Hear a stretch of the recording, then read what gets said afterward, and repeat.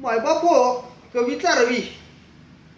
कवीचा रवी म्हणतो म्हणजेच आमचे आदरणीय रविदादा पाटील साहेब एका लेखामध्ये लिहितात, लाखाला भारी एक आंबेडकरी.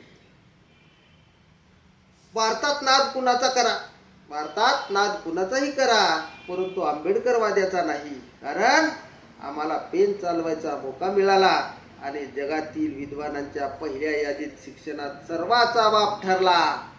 एका योद्ध्याने हातात तलवार घेतली आणि जगातला सम्राट ठरला. आपल्या वैभवशाली परंपरेला झिडकारून जगाच्या कल्याणासाठी घराबाहेर पडलेला सिद्धार्थ या जगाचा बुद्ध झाला. जगाचा तो दिशादर्शक ठरला. विज्ञानाने ज्याच्याकडून प्रेरणा घेतली तो जगातला पहिला मानव वंशशास्त्राचा महान शास्त्रज्ञ ठरला. ही आमची संस्कृती, हा आमचा इतिहास आणि हीच आमची ओळख. आता राहिला प्रश्न तुमच्या क्षणिक पळपुटेपणाच्या इतिहासाचा.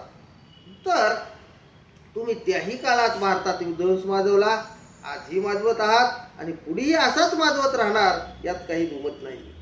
कारण लढाईच मुळात असत्याविरुद्ध सत्याची आहे, मनोवादाविरुद्ध आंबेडकर वादाची आहे आणि नपुसकाच्या विरुद्ध अस्सल लढवई योद्ध्याची आहे. म्हणून आज जरी तुम्ही खोट्या सत्तेच्या जोरावर इथल्या जनतेला छळत आहात, त्याचं सुख, समाधान, शिक्षण, रोजगार, आरोग्य संपवत आहात, त्याचा काही एक फरक या जनतेवर पडणार नाही. कारण पावसाआधी उडणाऱ्या भुंग्याचं आयुष्य हे काही वेळेपुरतंच असतं. त्याचप्रमाणे तुमची अवस्था आहे.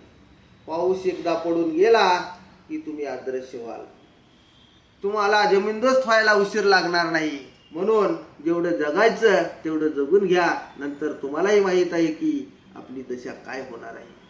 आणि या सर्व लेखन प्रपंचा मागचा उद्देश हा की जगातील सर्वात जुनी, सर्वात मोठी पार्टी असलेल्या भारतीय जनता पार्टी व काँग्रेस पार्टी काल मैदानात उतरलेल्या एका युवकाला एवढे घाबरून गेले की त्याच्या पुढाऱ्यांना, त्या काँग्रेस पार्टीच्या आणि बीजेपीच्या पुढाऱ्यांना श्वास कुठून घ्यावा आणि हवा कोणत्या मार्गाने सोडावे हे सुचत नाही. ही ताकद आहे एका आंबेडकरवादी युवकाची, एका जेभीमवाल्या युवकाची. म्हणून जरा जपून राहा. हा भारत आहे, इथं किती आले किती गेले, परंतु देश तिथंच आहे आणि तिथेच राहणार. जाणार मात्र तुम्ही व तुमची माजलेली मात्र संस्था. हा देश संविधानावर चालत होता, चालत आहे आणि चालत राहील. हे अंतिम सत्य आहे. जय भीम, जय संविधान, जय भारत.